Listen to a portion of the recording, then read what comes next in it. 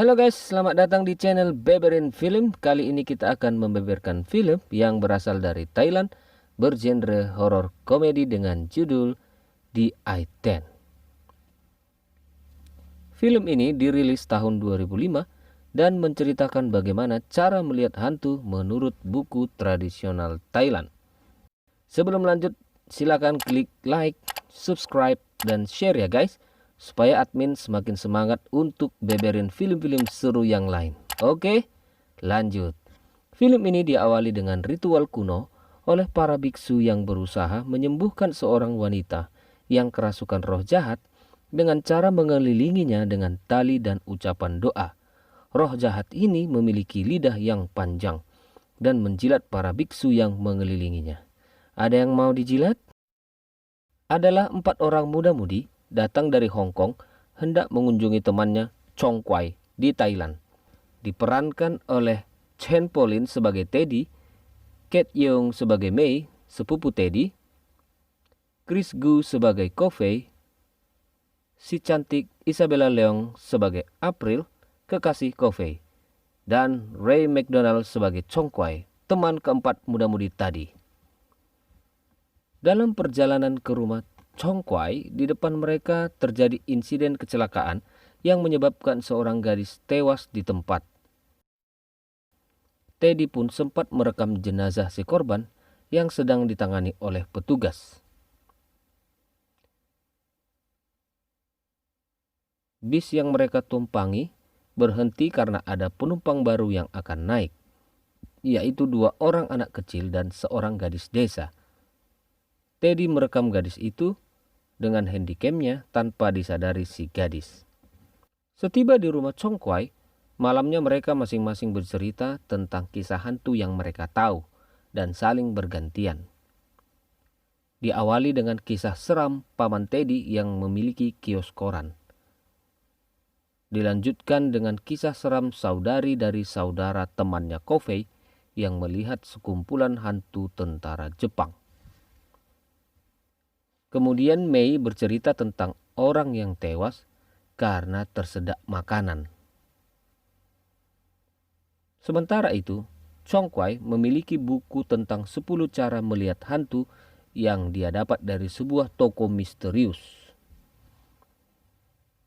Cara yang pertama, transplantasi mata oleh pemilik mata sebelumnya yang memang bisa melihat hantu. Cara kedua, khusus untuk wanita hamil yang akan bunuh diri akan melihat hantu. Ini sama sekali jangan ditiru ya guys. Cara ketiga, mengintip sambil menunduk. Cara keempat, menyisir rambut di tengah malam di depan cermin. Cara kelima, mengoleskan tanah kuburan ke mata. Cara keenam, membuka payung di dalam ruangan. Mereka pun mulai penasaran dan benar-benar ingin melihat hantu malam itu juga. Akhirnya mereka memutuskan cara ketujuh, yaitu gelas dari roh. Mereka pun memulainya dan saat ini hanya Ko Fei yang bisa melihat hantu. Karena masing-masing orang memiliki pengaruh yang berbeda-beda. Gelas pun mulai bergerak tak terkendali dan tiba-tiba muncullah ibunya Chong Quai yang mereka kira adalah hantu karena terlalu terbawa suasana.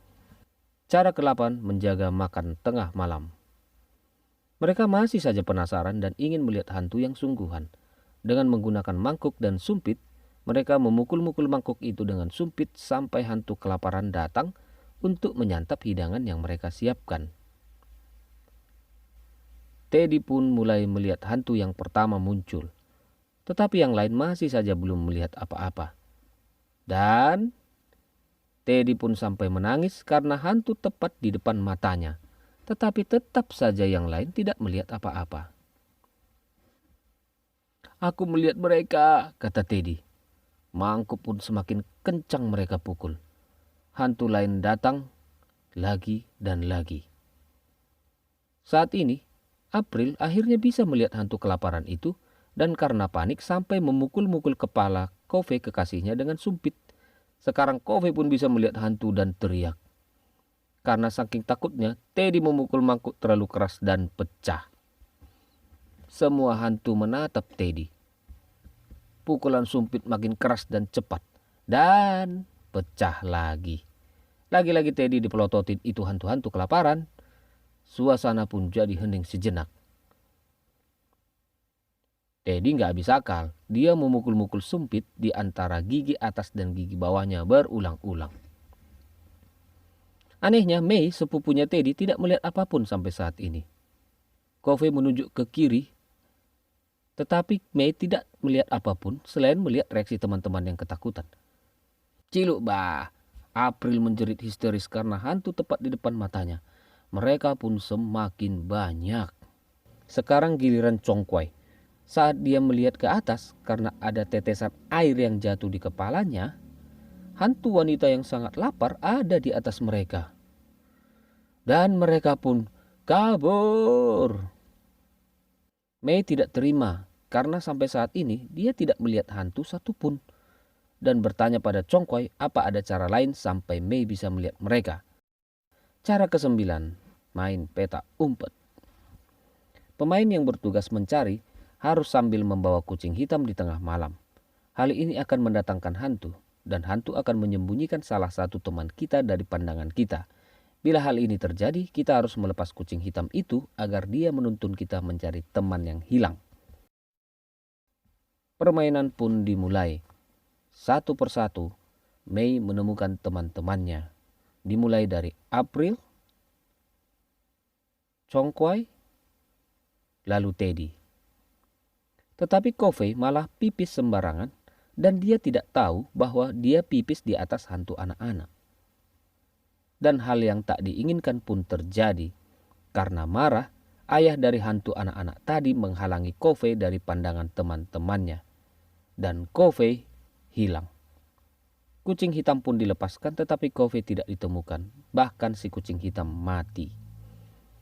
Keesokan harinya, polisi turun tangan untuk mencari Covey, tetapi tetap saja Covey tidak ditemukan.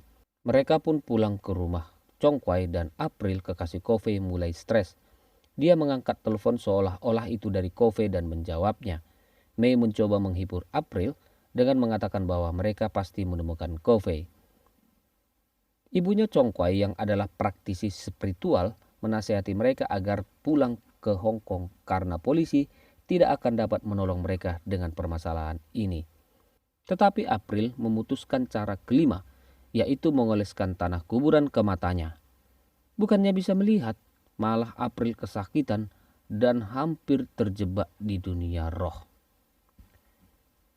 Ibu Congkwai pun menyembuhkannya, menasehati mereka agar jangan bermain api dan menyuruh mereka segera pulang ke Hong Kong. Tetapi April bersikeras untuk tinggal. Teddy dan May memutuskan untuk pulang ke Hong Kong malam itu juga dan meninggalkan April tetap di Thailand. Di Hong Kong, Teddy melihat gadis misterius yang ada di bis ketika dulu mereka ke rumah Congkwai sepertinya muncul. Masih ingat gadis ini kan guys? Nah, entah kenapa dia ada di Hong Kong. May juga mengalami hal yang ganjil. Dia melihat hantu payung dan dia pun kabur. Di antara kebingungannya, April secara tidak sengaja menyisir rambutnya di tengah malam seperti melihat hantu dengan cara yang keempat.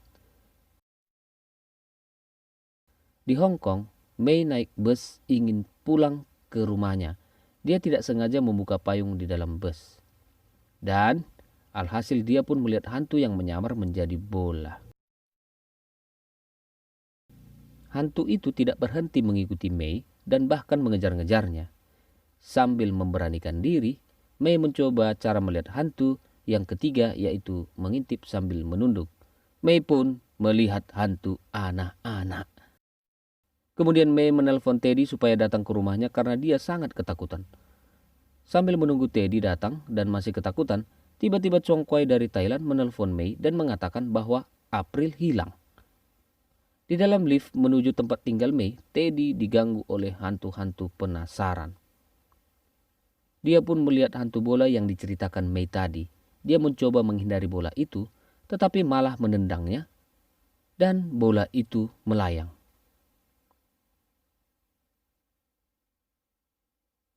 Teddy kerasukan dan mulai melakukan break dance.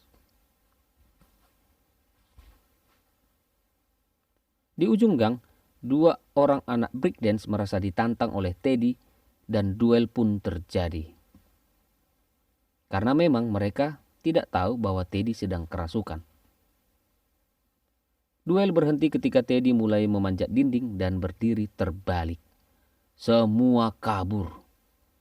Teddy pun jatuh. Kemudian Teddy sampai di rumah May dan mulai menenangkannya. Ternyata Teddy membawa teman wanita. May bilang bahwa dia melihat hantu setiap saat dan teringat kata-kata Chong Quai. Setelah memulai permainan, tidak boleh berhenti sampai selesai.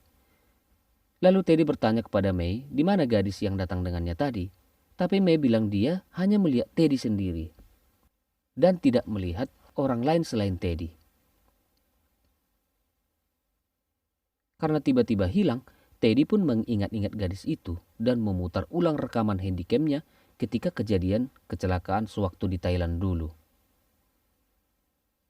Dan ternyata korban dari kecelakaan itu adalah si gadis Thailand misterius yang mengikuti Teddy sampai ke Hong Kong. Karena penasaran, May dan Teddy melihat sambil membungkuk di antara kedua kakinya dan melihat gadis misterius itu memang ada di ruangan itu sedari tadi. Mereka pun kabur. Ternyata gadis misterius itu baru sadar bahwa dia telah meninggal setelah melihat rekaman handycamnya Teddy. Gadis itu pun hilang dibawa oleh cahaya yang sangat terang.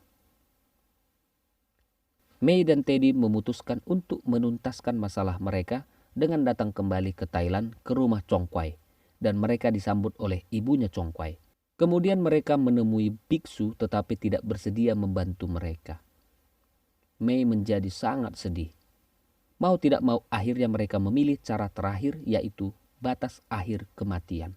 Cara ini mengharuskan mereka berdua menggunakan pakaian mayat dan harus tertidur sambil dijaga oleh Chong Quai dan ibunya. Mereka berhasil bertemu dengan Ko-fei di alam roh. Di sini mereka banyak sekali diganggu oleh hantu. Bahkan mereka berhasil bertemu dengan April, kekasih Ko-fei. Saatnya mereka harus segera keluar dari alam roh dengan cara masuk ke dalam cahaya dan mengikuti suara lonceng yang dibunyikan oleh ibunya Chong Quai. Tetapi April tidak melihat cahaya itu dan suara lonceng seperti yang dikatakan May. Ternyata April sebenarnya telah meninggal dengan cara memotong nadinya sendiri karena stres kehilangan Ko-fei. Waktu semakin sempit dan Ko-fei memutuskan untuk tinggal di alam roh bersama April selamanya.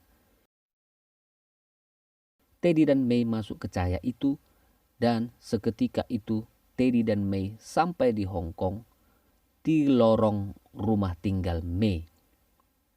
Ternyata mereka berdua pun terlambat meninggalkan alam roh dan ikut terjebak selamanya di sana. Terima kasih telah menonton alur cerita film ini sampai habis ya guys. Dan menurut aku, pesan yang bisa didapat dari film ini adalah jangan bermain-main dengan dunia arwah. Tetaplah setia kawan, hormati orang yang telah meninggal, dengarkan nasihat orang tua. Oke guys, aku tunggu kehadiran kalian di alur cerita yang akan saya beberkan berikutnya ya. Jangan lupa tinggalkan jejak ya guys. Bye-bye.